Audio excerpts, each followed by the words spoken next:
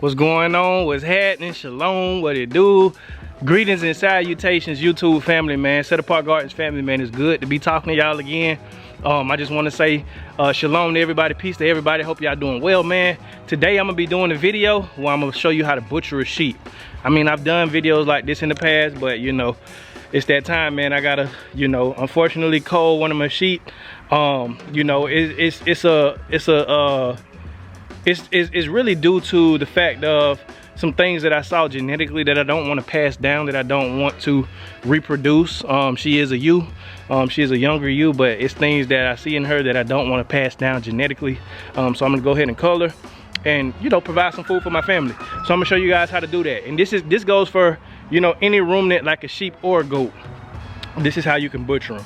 So I'm gonna show y'all the process and hopefully it blesses y'all. And with that, I'll see y'all back in a minute. All right, first things first, we gotta get our lamb. She over there, she's a multicolored one with the brown and stuff. So I gotta put some feed in her thing and then grab her like that. So let me set y'all up, let me prop y'all up. Give me 1 second and I'll show y'all how I grab her.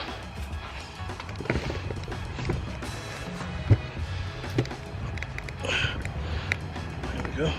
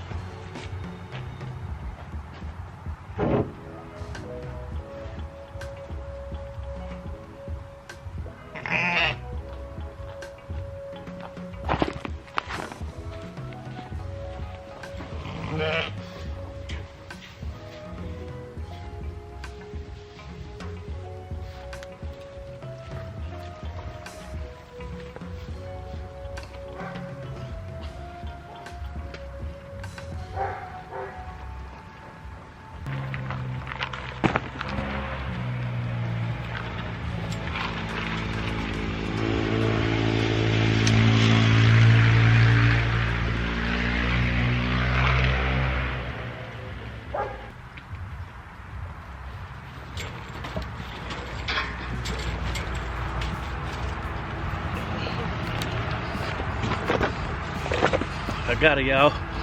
All right, y'all. So as you can see, man, when it comes to sheep, they're very skittish. Sheep are very skittish. Don't mind my dogs in the background. Matter of fact, let me show you the 2 puppies I got left. I sold the rest of them.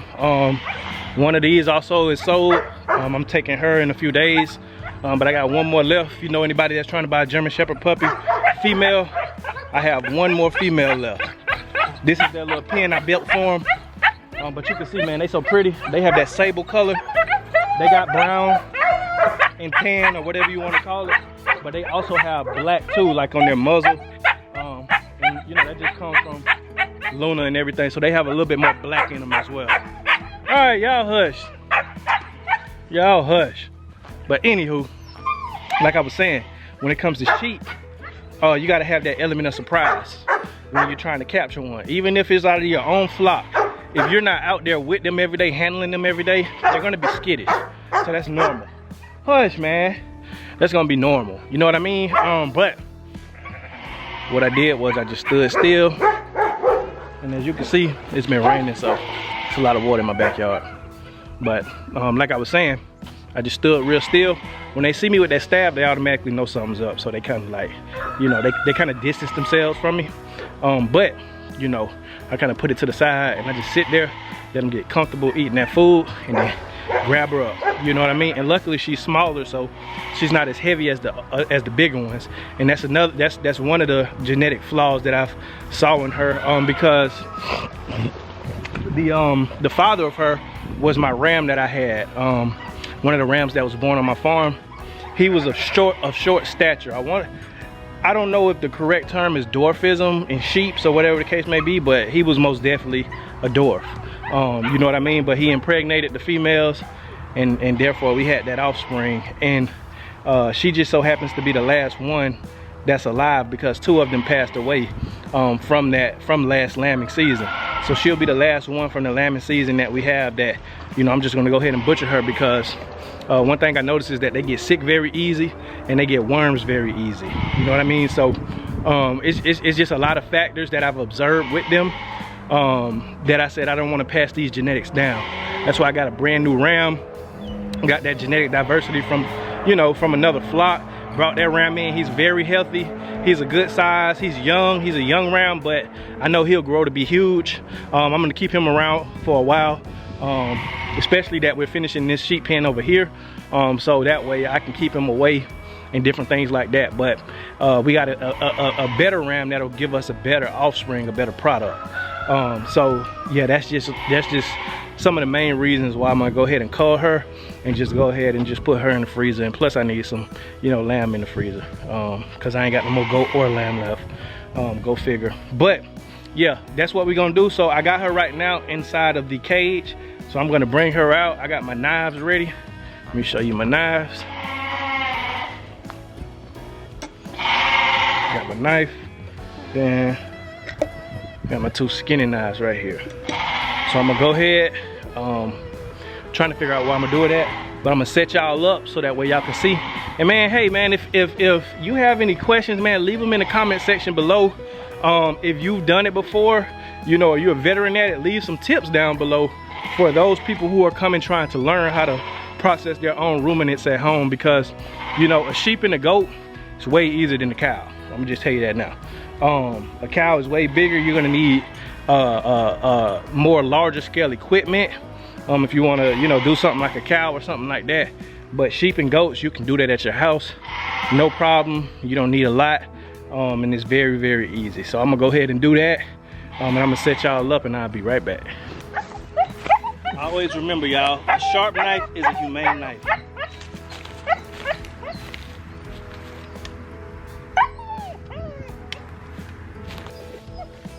All right, y'all, got it tied up. Let's do what we gotta do.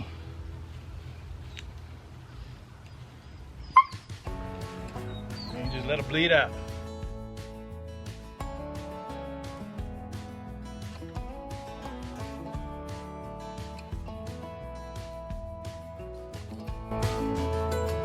Hanging on to hope and holding on to a dream, wishing for the kind of love you see in magazines. The illusion falls and nothing's what it seems to be. The part left is hurting deep inside of me. Heard a whisper, someone saw you at the bar. Was it the same night you had trouble with your car? It's getting old, I've heard your stories told 1,000 times. Baby, you are using.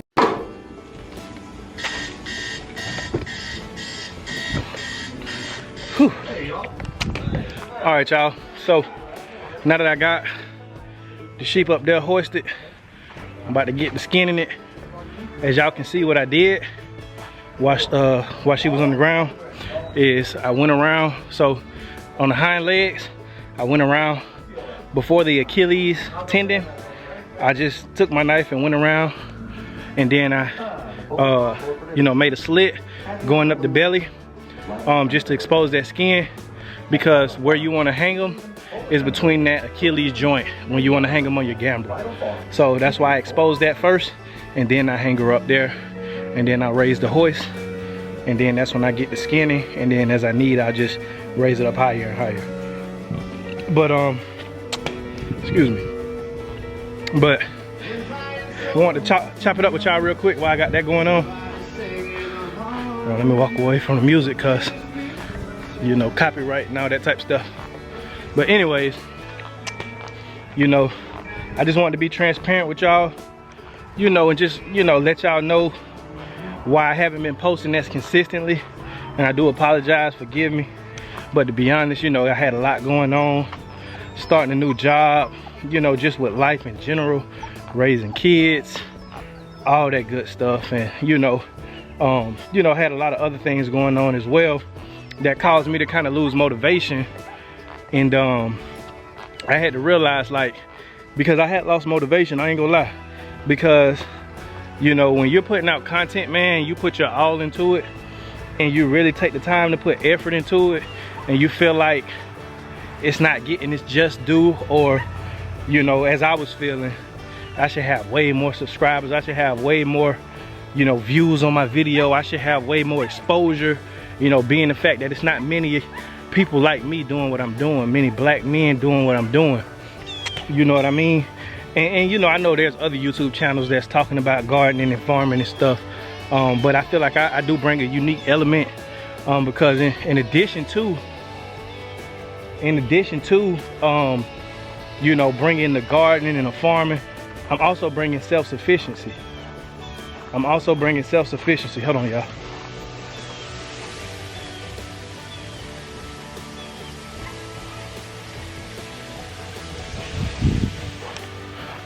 Had to check with my well. Gotta go in there and patch something up. But I also bring that element of self-sufficiency as well, showing people how to butcher their own meat. You know what I mean? And just provide all the way around. You know what I mean? And you know how we can get sometimes where we feel like we're entitled and we're entitled to this or that because we feel like we're doing this. And specifically talking about myself, I feel like I'm doing this. You know, I'm working a full-time job. You know, I'm working a part-time job as far as with the military, the Army Reserve. You know, I'm farming, I'm doing all this stuff, and I'm doing content creation, I'm raising these kids. And it's like, man, I should be so much further. But that whole thought process, one thing I had to realize that the Most High had to put on my heart is that I was constantly thinking I and me, when the whole purpose of creating the content that I'm creating is for you. It's not for me. You know what I mean? And you know, when you're putting out these things that are meant to benefit people, you can't put yourself in the center. You can't put your feelings in the center of it. You have to put the interest of the viewers in the center of it, because obviously, ultimately, it's helping them. It's to motivate them, and not to, you know, do anything for me. Anything that comes as a result, whether it's getting monetized, getting paid, is a byproduct of the services and the content that I'm putting out. So when I realized that I had been selfish in my mindset, and because I lost motivation, that means you have to be deprived of content that is benefiting your life, I took a whole new thought process. And I said, you know what, no matter if I put my all into these videos and I only get 1 view, or 100,000, or 1 million views, or if I never even make a cent off of it, it's all worth it because I'm helping you. I'm helping you guys. You know what I mean?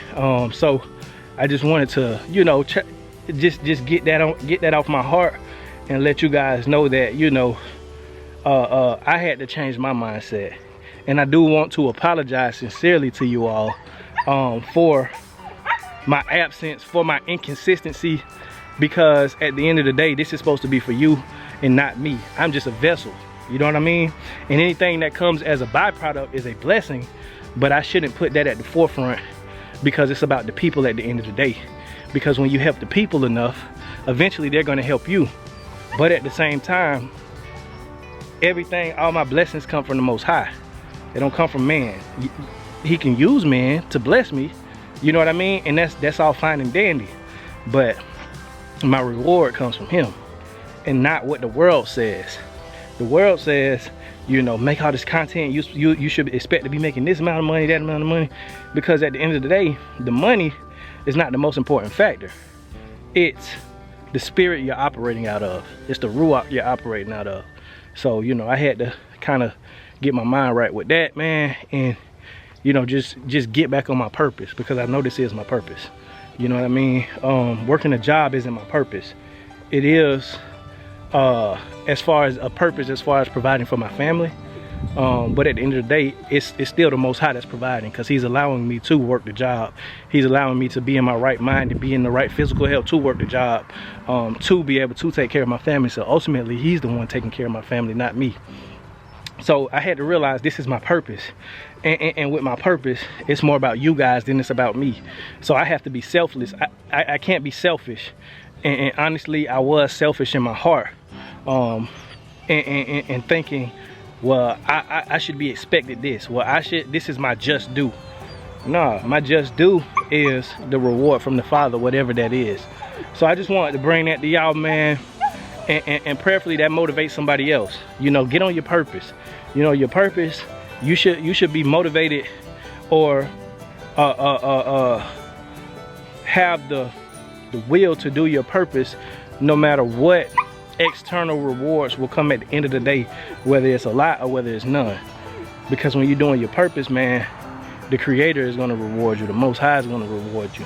Man can't do that. And the fulfillment that comes from knowing that just one person was blessed by a video I put out, or just my platform in general, that should be enough for me. And that is enough for me now. It wasn't then, but now it is. So I just want to say thank y'all, Sap Gardens family, to all the loyal supporters of the platform since day one. I really appreciate you guys, and I thank you. And again, I apologize for putting myself at the center and not putting you guys at the center, because ultimately this is supposed to bless you. So with that being said, man, let's get back into the video, man. Let's get back into the video. Let's get this this sheep, let's get it skinned up. Let's break it down. I bought a vacuum sealer probably about a couple months back, almost a year back. And so I think I might try that out today. I think I might test that out today once I break the meat down, vacuum seal it instead of zip locking it like I usually do, because it can get freezer burnt if it stays in there too long. So I think I might just vacuum seal it today. So let's see, you know what I mean? But I'm gonna put y'all on time lapse while I go ahead and skin this sheep. All right, let me pause the music, y'all. So I'm gonna be honest, this is the easiest sheep I ever skinned. It was no problem. I was even able to pull the skin down. Instead of skinning my whole way down, I was able to just pull the skin down. So once you make those incisions, following the seams, so to simplify it, once you go, like I was telling y'all earlier, when you got the sheep on the ground, you want to go around the hind legs, right under that Achilles tendon, and then you want to go on the inside. You want to choose a mark on the inside of that leg, and you want to go up that seam that's going up that belly area. So going up the thigh, the inner thigh, up to the belly, all the way up into the front legs. You want to find that seam, and then your knife should just go straight up through there. And once you do that, right, and you hang them up and everything, and you skinning them, once you're going down, once you get past like the top half, past the butt and all that type of stuff, you want to just take it and try to pull the skin down. And the skin should pull down. Sometimes it's harder, sometimes it's easier. It just depends. So for this one, I was able to just pull the skin down instead of skinning the whole way around and going all the way down. I was just able to pull it straight down. So it was, honestly, this was the easiest sheep I ever skinned. So I praise the Most High for that. So now I'm gonna open up the belly. I already got a slit, a hole right here. So I got my handy dandy tool, my handy dandy Mossberg skinning knife. Now I don't use this to skin because it ain't really sharp as my other one. I prefer my other one, but I do like this tool right here. It's not sharp, but it's a point to where you could just put it in the middle and bring it all the way down. I'll show you. Because usually what you would have to do is you would have to turn the knife in, and then you'll kind of have to guide your finger down. But with this tool, all you gotta do is bring it straight down. So, boom, just like that. Just like that. And man, she was a full, oh, she got a full belly. All right, so now I gotta go get my gut bucket. Again, this is the pro tip. This is just something I've learned from the many sheep and goats that I've butchered. Sheep and goats are ruminants, cows as well. So that means they have a multi-chambered stomach. So in other words, you could say they got like 3 stomachs, right? So what happens is, if you ever read in the Bible, in the book of Leviticus, when the Most High gives the law, he says, this is what you can eat, this is what you can't eat. So as far as the clean animals that you can eat, he says you can eat anything that splits the hoof and chews the cud. So sheep, goats, cows, they split the hoof. So they have a hoof and they have a split in their hoof. And they also chew the cud. Chew the cud meaning they're grazers. They eat vegetation. So being that they eat vegetation and they have 3 stomachs or a multi-chambered stomach, and I think cows may have 1 more chamber in their stomach. I'm not sure. Don't quote me on that. But anyways, I digress on that point. They have a multiple chamber stomach. So what they do is, initially when they're eating the grass or the hay or whatever vegetation they're eating, they'll chew it, they'll swallow it, they'll chew it down, they'll digest it. It'll go down into one compartment in their stomach, then it'll come up. they'll regurgitate it, it'll come up, they'll chew it again, and then it'll be broken down in a finer state, and they'll chew it again. That's why when you see animals like sheep or goats, when they're sitting down, they're chewing. And you're like, they ate hours ago. Yeah, because you know, that food, it has come up again for them to chew again. Once they chew it again, it goes into the next compartment of their stomach, breaks down a little bit more, then it comes up again, they chew it some more, then it goes to that last compartment of their stomach, and then they digest it. That's why their poops look like pebbles, because their food is so thoroughly digested.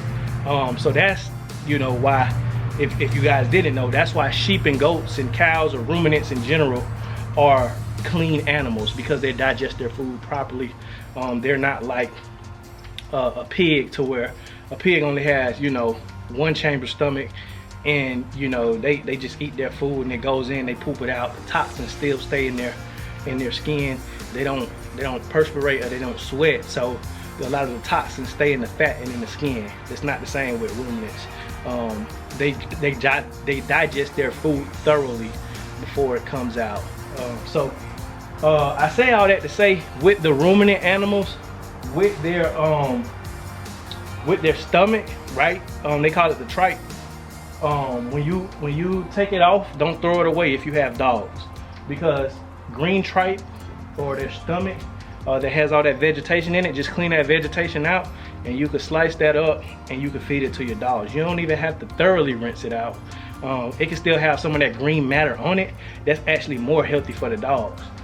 So when I butcher animals like this, I save the stomach, and I clean all that grass and all that out of it.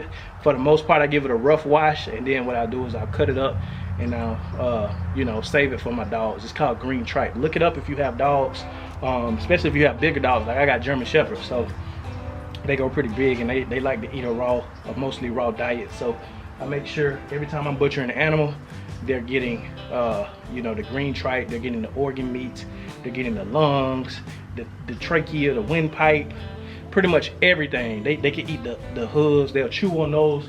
So like, the hooves and stuff like this, what I'll do, sometimes what I'll do is I'll burn off the hair and then just give it to them, and they can chew on it, or I just give it to them like that and they'll chew it. It's a chew toy for them because they like bone. That collagen that's in the bone is real healthy for them. So that's what I give my dogs. So what I'm gonna do, I'm gonna put y'all on time lapse again, and I'm gonna go ahead and finish. I gotta go grab my gut bucket, to the point to where I can, clean out everything. But I'm gonna go ahead and get the ends out, and I'm gonna break it down, and then I'm gonna take it over to my table, and we're gonna break it down some more.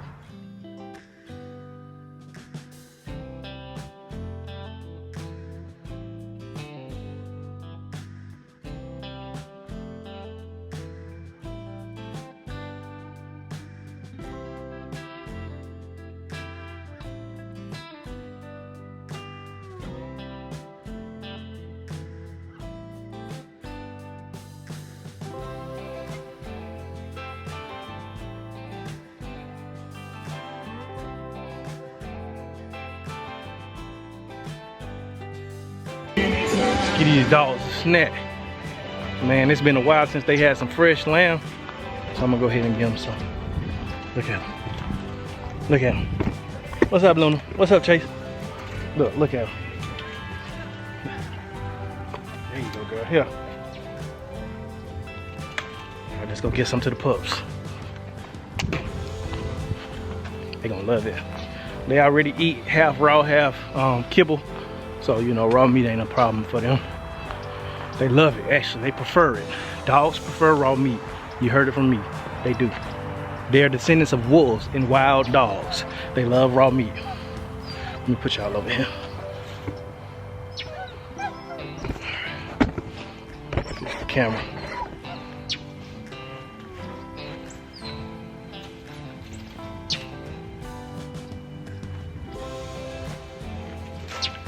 Y'all see? Look at them, they fighting over it too. Look at them.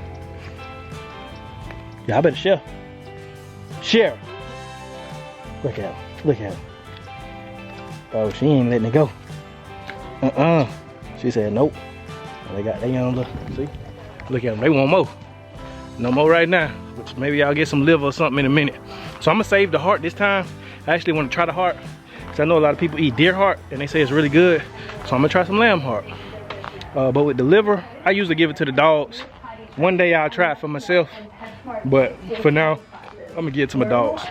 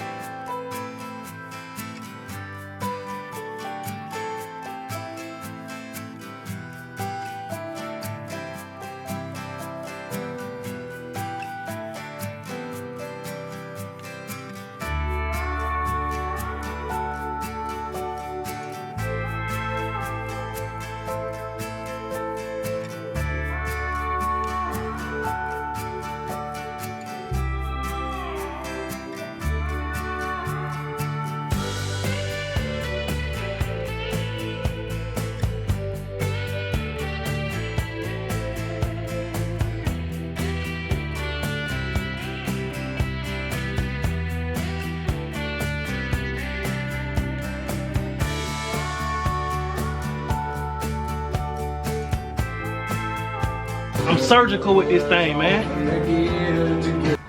All right, y'all. This is what we got. We got our two, these are two hindquarters. We got our ribs. We got our backbone, all that type of stuff. Neck roast right here. And then you got your spine, backbone, all that type of stuff. Then you got your two shoulders. So now what I'm gonna do, I'm gonna break these down even further. I'm gonna take these hooves off first. That way I can give them to the dogs so they can chew on. They can shut up and leave me alone while I do this in peace. And then I'll go ahead and break the meat down and vacuum seal it. So what I'll do, I'll go get my cutting board. But with the spine and the neck roast, I'm gonna chop those up into chunks, as well as the ribs. I'm gonna cut the ribs up into chunks. As far as with the hind roast, I'm gonna just kind of leave those be. As far as, you know, just whole roast. And then with the shoulders, I'll probably, I'm deciding on if I want to do ground meat or if I just want to do chunks. I might just do chunks because that's how I like to cook anyways. Like I like to make a stew real quick, or a curry goat, or a jerk, or something like that. So I don't know, I just see, it depends on how I feel. So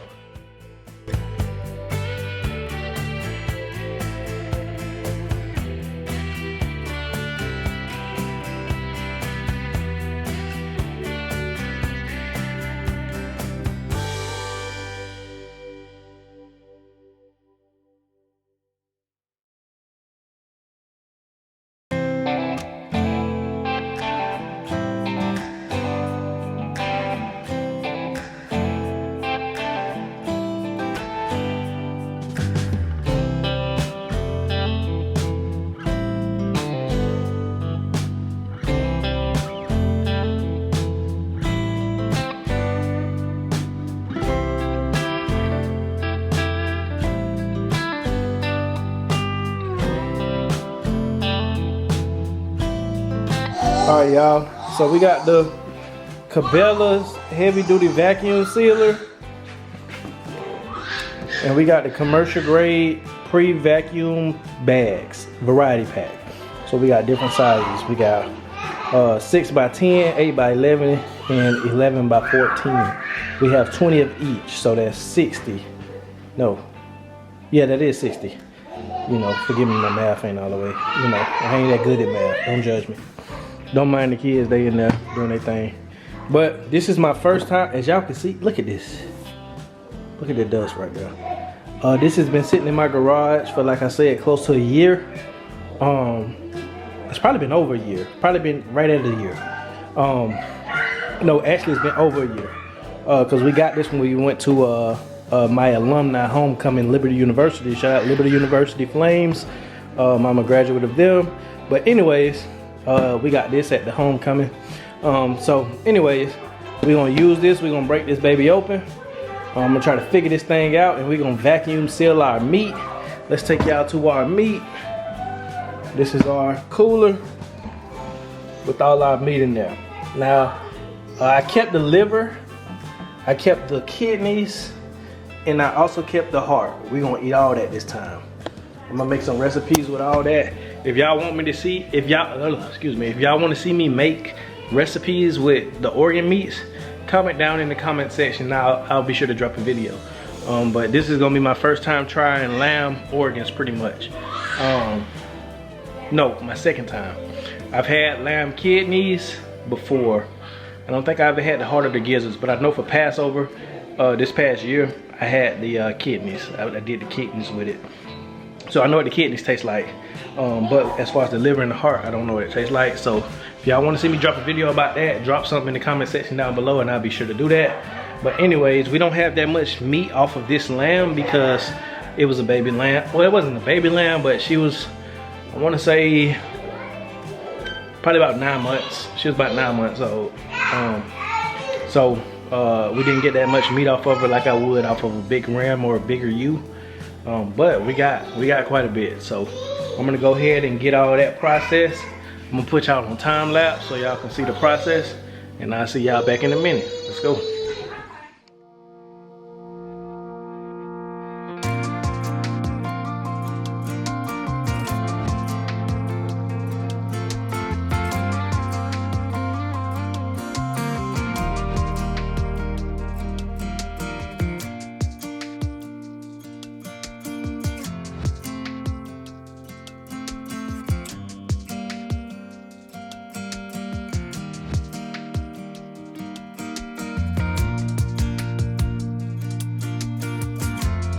Alright, y'all, we got it plugged up. This is it right here. We got our bags. I'm gonna just use these standard size bags. You had some bags that came with it, so these are what came with it. You got some smaller ones, and then you got some bigger ones. I'm gonna try to see how much of the smaller ones we can get through, so that way we can save these. The 60 that we have that we bought separately, we can save these. We can use it for something else. You can use this for vegetables, meat. Pretty much your harvest, you know, fresh harvest. You can use it for fish, whatever you want to use it for. Fruit, it don't even matter. You can vacuum seal it. So we're gonna use these bags first, and so I'm gonna put y'all on time lapse while I do it. So what I did was, like I told y'all, I got the organ meats too. We're gonna do the heart and the liver and the kidneys and all that. We'll cook all that together. But then we also got everything else that we did in, you know, in chunks that I'm gonna do stews with, and then we got the roast that I'm gonna do separately. So we're gonna go ahead and get these vacuum sealed, and I'm gonna put y'all on time lapse. All right, you all, with much trial and error, I finally got our first vacuum seal. This is the organ meat, so this is the heart, the liver, and the kidney. We got it vacuum sealed, y'all. All right, so.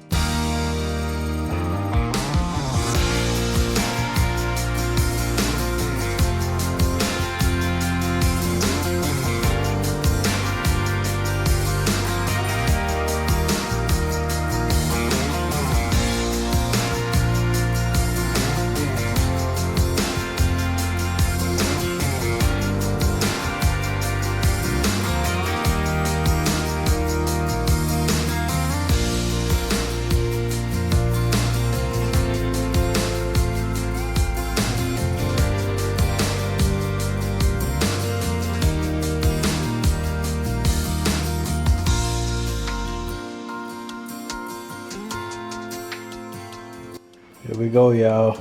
This is what we got. You see our shanks. I had 2 separate bags of shanks, so 2 in each. Right here. So what I'm gonna do with these shanks, I'm going to smoke them on the grill. You know, I get to talking proper sometimes, but you know, I'm going to smoke them on the grill, right? And they're going to be my smoked meats for when I cook greens and stuff like that. You know, whatever we need smoked meat for. Don't mind my son, y'all. There go Josh. But whenever I want to cook, you know, greens or anything that needs smoked meat, beans, greens, potatoes, tomatoes, all that. Anyways, I'm gonna smoke these shanks for that. Then I got my shoulder right here. I got my shoulder and my ham or my loin right here. I got another ham or loin right here. Then I got my ground meat. I'm gonna ground all this up, make ground meat with it. and then the rest of it is meat chunks. So that could be rib, that can be from the spine, you know, it could be from anything. It's just meat chunks that I did. So we got quite a bit right here, y'all. We got quite a bit of meat from a little lamb. You know, we got quite a bit of meat. You know, I can make peanut stew, I can make curry, I can make, you know, just a regular stew. And then I got it all vacuum sealed, so it's gonna last a long time in the freezer. I think this is gonna be my method for going forward with everything. So this is what we have. And then of course the dogs have their green tripe. They have all of, you know, whatever I chose to give them, whether it's the intestines or whatever the case may be. And then one thing I did was I froze the head. I'm gonna put the camera on me, hold on. Put the camera on me. So I froze the head and the hide because of the simple fact that, you know, I can come back to that head later and I can skin it out, and that could be another thing for the dogs where they can eat. But one thing I did with my goats that I had last time is I buried the head, and you know, after a while when you dig it up, you have that skeleton, so you know, you can use it for decoration, whatever the case may be. I'm not gonna do that, but I'm just saying that's an option. But I'm going to feed that to my dogs once I get to that, because of course I ain't feel like doing all that today, skinning out the head and all that type of stuff. You know what I mean? But you know, this is the meat we got. You know what I mean? This will last. Of course, we're not eating it every day. If we was eating it every day, it'll last maybe like 2 weeks. But we're not eating this meat every day. We have other meat, of course. We have chicken, we have turkey, we have fish, we have beef, we have goat, all that type of stuff. But this is just the lamb.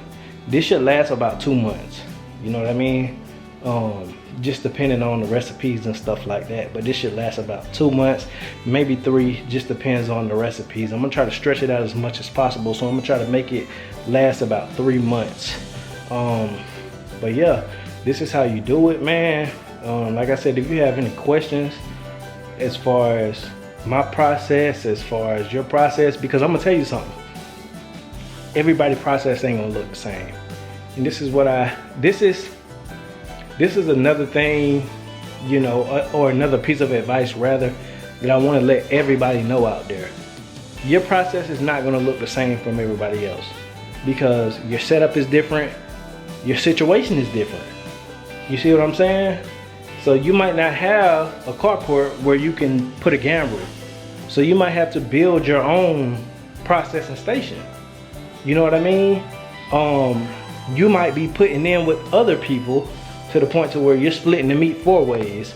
And so now you have to split all the meat and then separate it amongst everybody who's participated. So everybody's situation is not the same. But if you have specific questions as far as what it takes to do this and just break down the meat and do all that type of stuff, I'm your guy.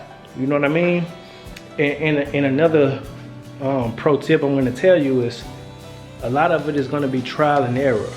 I know a lot of people try to make things ready-made, but there are certain things that can't be ready-made. There are certain things that you have to learn for yourself through the trial and error, through the process. You know what I mean? And so there's a lot that I had to learn through the process. I had to improvise here, or I had to do this here, or substitute that. You know what I mean? So there's a lot of different things that is not going to come ready-made. I know we live in a ready-made world to where we can go and buy, you know, this or that from the grocery store and just pop it in the microwave. This isn't that. Self-sufficiency is not that. Self-sufficiency is going to be suited to you. There are general principles or things that are on GP that will apply to everybody, but there are also specifics that will depend, and so you have to have the discernment to be able to tailor your process towards you. You know what I mean? So I pray this blessed you guys. Like I said, if you got any questions or anything like that, just drop them in the comment section. But one thing I want to stress is that this right here, all this right here, this is invaluable, right? This is having a connection to your food. Y'all saw that I butchered this whole lamb with my bare hands, right? With my bare hands. I didn't use gloves or anything. I wanted to touch my food. I wanted to feel my food. I wanted to feel it from when it was alive to when it had, you know, transitioned to when it became a carcass to when it became just the meat that I was going to provide for my family, broken down into all of the different sections. So I wanted to feel that. And so that allows me to be able to take pride, but not only that, have assurance that this right here is going to be the healthiest of the healthy for my family, because this lamb was born on my farm. I got the video, I'll tag it. But this lamb was born on my farm probably about 9-10 months ago. I fed it every day. I gave it water every day. I made sure it had protection and provision every day. And so knowing that, knowing everything that went into it, I didn't put any chemicals in it or anything. I did natural dewormer and all that type of stuff. So I know everything that went into this meat right here. Everything, literally. Because I'm the one who sustained that life. Well, the Most High is the one who sustained it, but I'm the one who was the steward. That's it. I was the one who was the steward over it. So I stewarded over this life. I was able to make sure that this life had everything that it needed to survive and to thrive and to prosper. And unfortunately, it didn't have what it took to make the cut of what my vision was going forward. But that's okay. You know what I mean? It's not gonna always be like that. And sometimes it's gonna have to be, you know, making decisions like this. But sorry to talk y'all head off, but I'm just saying all that to say there's a certain amount of pride that you can take in knowing that you were able to harvest this meat, this food for your family, that you know everything that goes into it, and you know you've been there every day of its life. And at the same time, this is also going into your body to sustain you, to feed you. And that's why I always like to say, if you give somebody the power to feed you, you give them the power to starve you. And right here, we have the power to feed ourselves. So let's exercise that power, and let's go forward, and let's flex our power and take back our power and make a better future for ourselves. So with that, I just want to say peace, blessings, shalom. Bombs over Baghdad really ain't that bad. Little wiretap, yes, yes. Little dodge in the IRS. Little haven from the tax man.